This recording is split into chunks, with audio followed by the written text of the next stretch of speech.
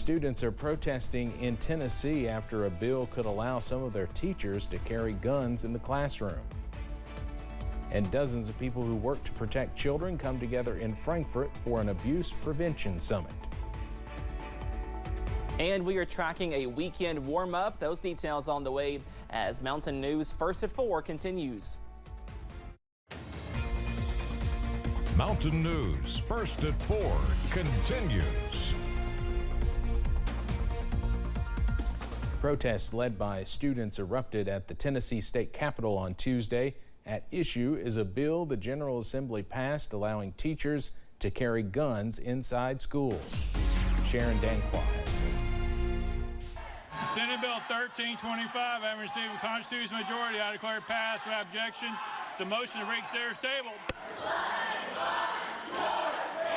This is the reaction of rage, hurt, and anger. This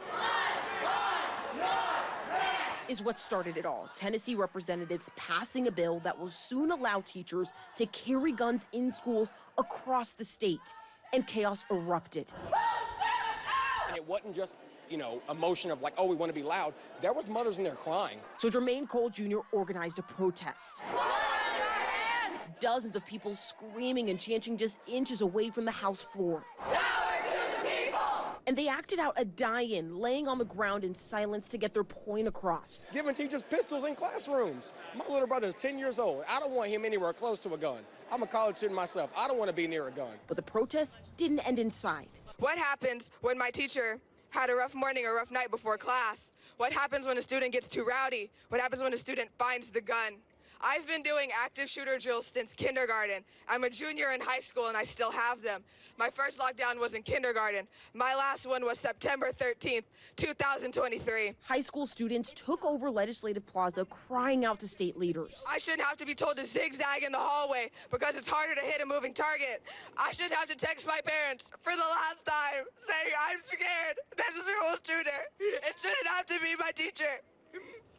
And through those tears, students say they'll continue to fight. And we will vote you out if you don't listen, because we want to be safe in our schools. And I promise that the generation of Covenant, I promise that the generation of Sandy Hook, of Parkland will remember the terror of growing up, experiencing lockdown drills. I promise you, we will remember that. That bill is now heading to Governor Bill Lee's desk. House Bill 1202 has drawn attention from parents, teachers, students, and law enforcement. The bill would allow specially trained teachers to carry handguns in their classrooms. Under the bill, parents would not know whether their child's teacher was armed or not. This bill seeks to make the bar so high, but to allow the locals to have the ability to do that it would create a deterrent across our state. This is not new, though, in the nation. There are 32 other states that have similar laws, both red and blue and purple, all across the United States.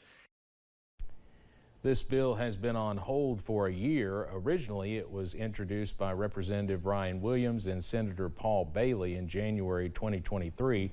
The bill was revived this session and passed the Senate earlier this month. It passed the House yesterday by a vote of 68 to 28. It was largely along party lines. House Speaker Mike Johnson is set to visit Columbia University today. His office says he will meet with Jewish students and speak about anti-Semitism. Pro-Palestinian protests have been rocking Columbia and other major American universities. The school is moving to hybrid classes until its semester ends April 29th. Pro-Palestinian protesters were chanting slogans in front of police outside the university in New York City yesterday.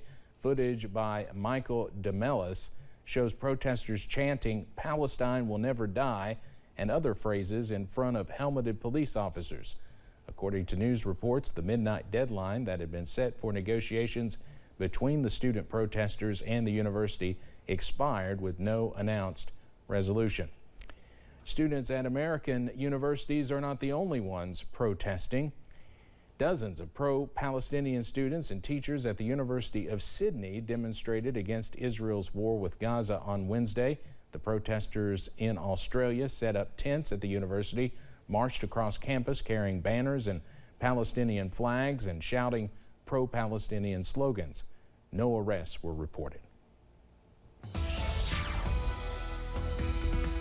We are tracking some pretty nice conditions as we go into your Wednesday evening as high pressure begins to take over. Let's take a live look from the London Corbin Airport. You can see some sunshine and those temperatures are close to average on this Wednesday, up to 70 over at the airport. Most of us in the upper 60s to lower 70s at this hour, up to 71 for Manchester, 73 for Harlan, 72 in Somerset, 68 for Irvine, also in Jackson at this hour. After some rain earlier this morning, we are dry on first alert pinpoint Doppler, but we are tracking that weather system that brought the showers earlier this morning over Virginia, also pushing into North Carolina. But notice a secondary cold front close to the Ohio River, and that will bring some more cooler air for tonight, also pushing into early parts of your Thursday. So we are watching out for possibly some patchy frost to close out your Wednesday. Lows in the upper 30s to lower 40s overnight. We are dry tomorrow, but a few showers are possible on Friday, also pushing into your Saturday. And the big story this weekend, some warmer weather is on the way. Again, those highs should be in the lower 70s, and most of us see middle to lower 80s by this weekend. Your full forecast on the way in just a few minutes. Steve? Cameron, thank you. A tip line for reporting online child sex abuse material is overwhelmed, according to a new report. The Stanford Internet Observatory report analyzed the cyber tip line, which is operated by the National Center for Missing and Exploited Children. According to the report, roughly 8% of the reports lead to prosecutions. The report finds the low percentage is the result of a shortage of funding, resources, legal constraints, and other shortcomings. April marks Child Abuse Prevention Month, and today 100 people who work to protect children gathered in Frankfurt for an abuse prevention summit. As Alyssa Williams explains, it's important to keep leaders up to date on these preventative measures. When it comes to child abuse prevention, many may say it's the unsung heroes that keep kids safe. And in order to keep those individuals up to date in this fight, Prevent Child Abuse Kentucky hosted a prevention education summit on Wednesday.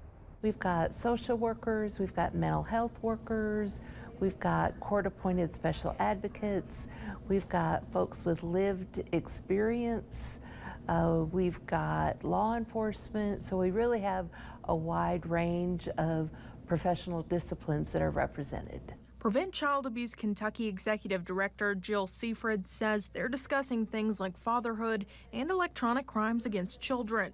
Well, it's a great feeling to know that because of the funding that we are using, that we are going to be able to impact not just the 100 people that are here today, but they will go out and they will share the information, and then those folks will share the information. Attorney General Russell Coleman funded the summit and was there, saying as society and technology evolves, it's important that these prevention advocates stay up to date. This remains one of the most dangerous items in your home.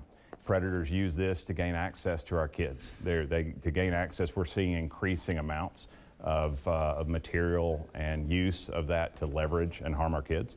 And so to be here as a dad, to talk to professionals that choose every day to stare into the darkness, just an honor to be here. In Frankfurt, Alyssa Williams, WKYT. This marks Prevent Child Abuse Kentucky's first summit, and Seaford says she hopes they can continue hosting these trainings in the future. Coming up on First at 4, one system captures carbon dioxide before it's released in the air and puts it to good use. How it turns CO2 into building blocks for the future.